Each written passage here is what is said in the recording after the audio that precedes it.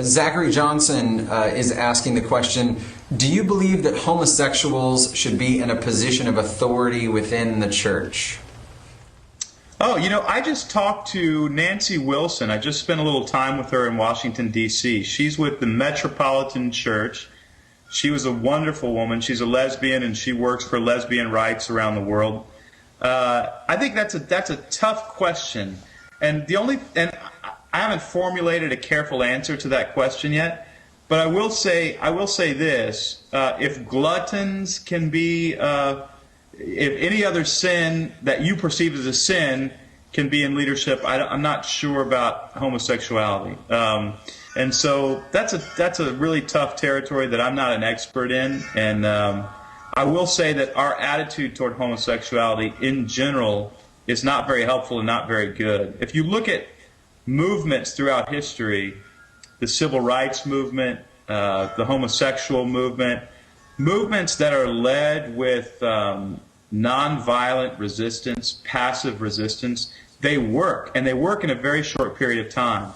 We went from slavery to a black man in the White House in a very, very short period of time. The civil rights movement, Martin Luther King on the steps of Congress, it was unthinkable that there would be ever a black man in the White House. And Robert Kennedy was asked, when will we have a black man in the White House? And he said 40 years. He was right, to the year, that we had a black man in the White House. So at the same time Martin Luther King is giving that speech, Roe v. Wade is passed in the Supreme Court. Has there been the same kind of progressive movement in the abortion issue? There hasn't. So we have to ask ourselves, why not? What's wrong with the way that we try to change culture? And we can't just be against things anymore. We have to be for things. If we want to see progressive change, we have to be for things. We have to use nonviolent resistance. And the greatest leaders in the history of the world are people who have learned the extremely hard trait of loving their enemies. If you can, and I don't mean loving their enemies like act nice to them.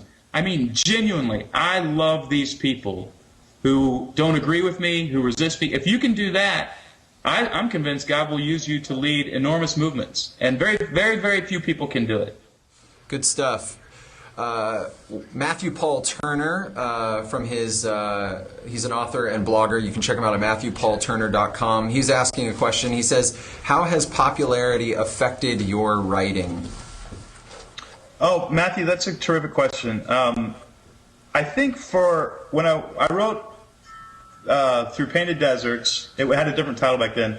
That book sold about 10,000 copies, so in my opinion it was a failure, I mean, just from what I wanted to do in terms of becoming a professional writer. And then Blue Like Jazz, and Blue Like Jazz sold 20,000 copies its first year. Wrote Searching for God Knows What. So there was absolutely no sign for the first 3 books that anything was going to take off, right?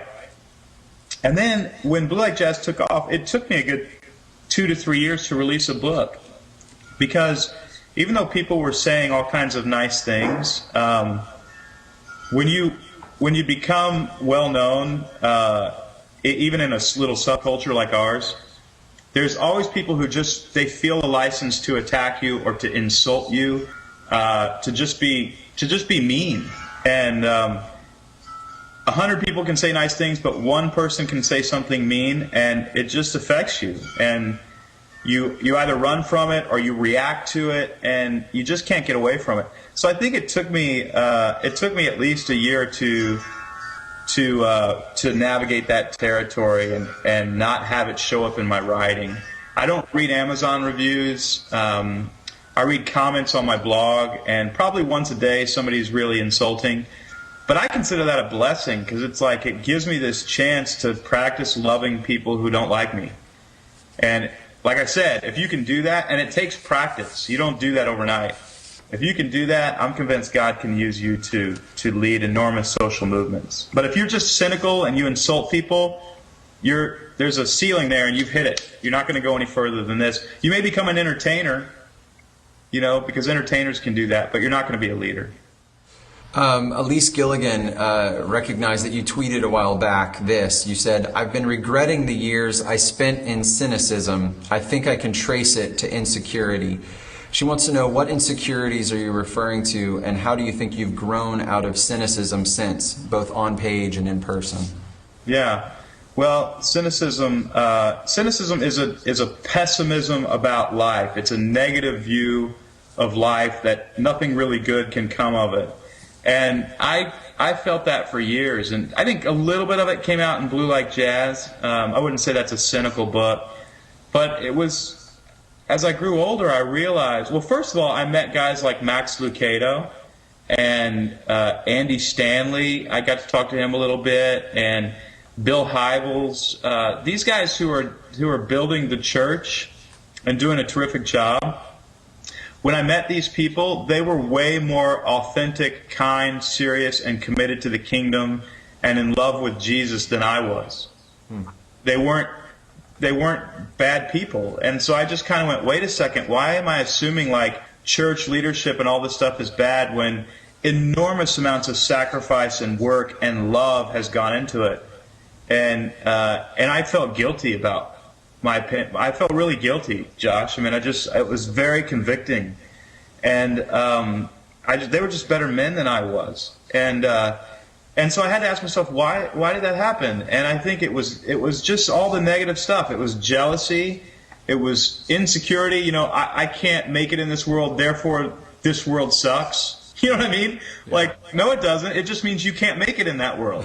That's all it means. It doesn't mean that world is crap.